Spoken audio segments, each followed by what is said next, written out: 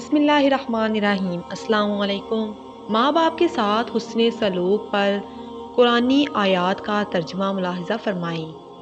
اور ماں باپ کے ساتھ اچھا سلوک کرتے رہنا، اور رشتہ داروں اور یتیموں اور محتاجوں کے ساتھ اور لوگوں سے اچھی طرح سے نرمی سے بات کرنا، اور نماز پڑھتے اور زکوٰۃ دیتے رہنا۔ یہ قرآنی آیت کا ترجمہ سورۃ البقرہ سے لیا گیا ہے۔ اس کے علاوہ سورۃ بنی اسرائیل میں بیان فرمایا گیا ہے، اگر والدین میں سے ایک یا دونوں تیرے سامنے بوڑھے ہو جائیں تو ان سے ہوں بھی نہ کرنا، اور نہ ان کو جھڑکنا، اور ان سے ادب اور نرمی سے بات کرنا۔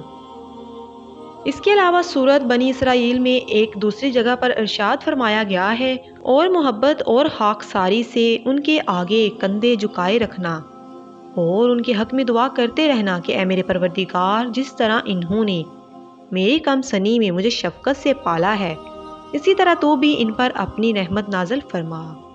سبحان اللہ۔